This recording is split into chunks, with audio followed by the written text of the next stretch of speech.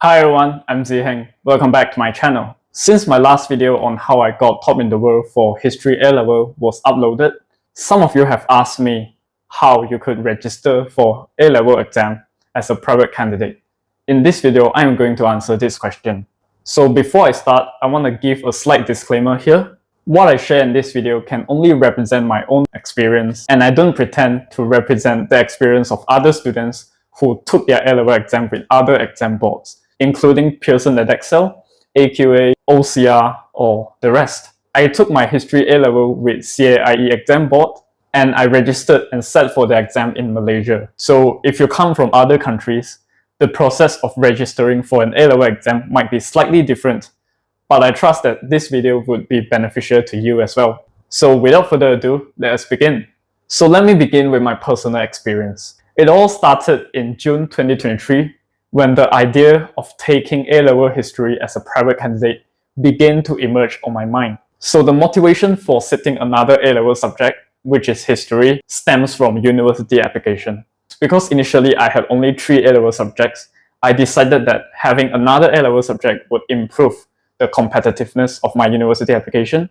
And since I'm taking a gap year to reapply, with all the extra time I get, taking another A-Level subject would complement my goals very well. But there was one question: how do you actually register for A-Level exam as a private candidate? Initially, I had no experience and no friends who have taken A-Level as a private candidate, so I knew of no place to seek advice. But I did remember that in my secondary school, there was a classmate who took an additional IGCSE subject as a private candidate. So I decided that if this is possible for IGCSE, then it might be possible for A-Levels as well. So I started surfing on the internet, and I had my first attempt, which is sending emails to the leading colleges in Malaysia. So that includes KTJ and Epsom. So I sent them emails saying that I wish to sit for A-Levels as a private candidate in their exam venue, and I hope that this is acceptable to them. After around 1 to 2 days, KTJ replied. They said that they can only entertain their own college students for private sitting requests. So I was quite disappointed, but I had no choice. For Epsom, it was even worse. They literally just ignored my email and they did not reply until now. So I think that my email might be in their junk folder or somewhere else.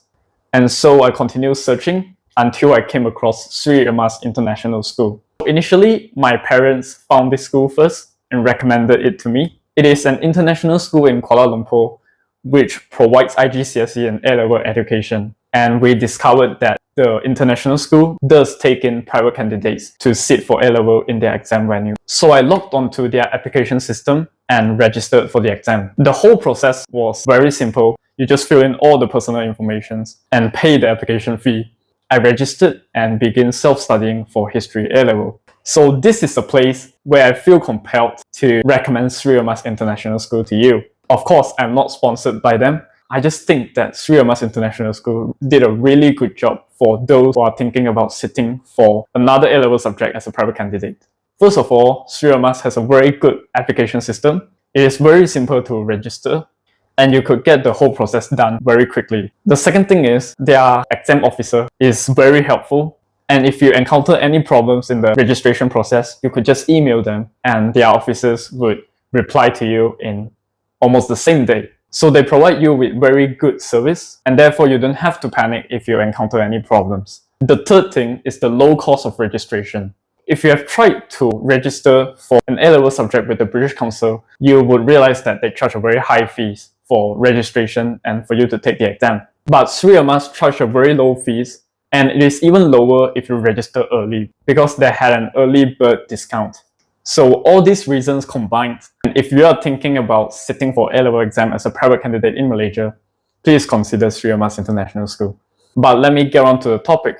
After you register, the school will send you all the exam rules and the exam details, including the venue and what time you should reach the venue. But after around a month, I realized that one problem was brewing, which is that I had to sit for TMUA, the admission test for Cambridge Economics. I realized that the date for TMUA clashed with my date for History Paper 1, so I must schedule to sit one test before another and do it consecutively. But there's one problem, which is that I will sit my TMUA with the British Council, in Wisma Sejarah, and I will sit for my A-level history at Sri Amas International School. Although both of them are in KL, if you know KL, you know that the traffic congestion there is crazy. It is not guaranteed that I could get from one place to another on time. I contacted Sri Amas International School and told them my situation, and they suggested that they might be able to arrange transport to send me from the international school to Wisma Sejarah.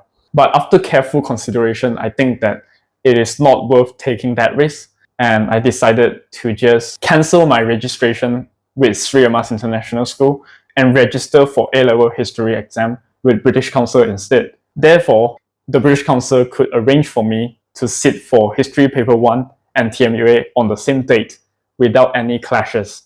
And I will also sit for the two papers in the same exam venue as well. But that also meant that I had to pay a slightly higher fees to British Council for doing the A-level history exam. But what choice do I have? Sri Amas International School was very nice because they had a non-refundable policy for the commitment fees you pay to register for A-level history exam. But they refunded that amount to me nonetheless. So I'm very grateful that everything concluded in a nice manner, and in the end I did well for both TNUA and history exam. So if there's anything I wish you get from this video, it is, firstly, identify the motivation of you taking another A-level subject as a private candidate. And second thing is, try to explore other international schools or colleges which is able to offer an exam venue to sit for your A-levels before going to British Council. Because British Council always charge you a slightly higher fee for sitting the exam. But if you could find no other venues, then British Council is a guaranteed choice for you, because I think they always have places for you to sit for A-level as a private candidate. So that's it for this video. If you are thinking about sitting for A-level as a private candidate, all the best to you, and I hope that you get the grades you want. Or if you're a student who want to resit your A-levels, everyone has highs and lows in their life, and the most important thing is to keep up your motivation and fight until the end. If you like this video, please remember to give it a thumbs up and subscribe to my channel for more videos like this. We'll see you in the next video. Bye.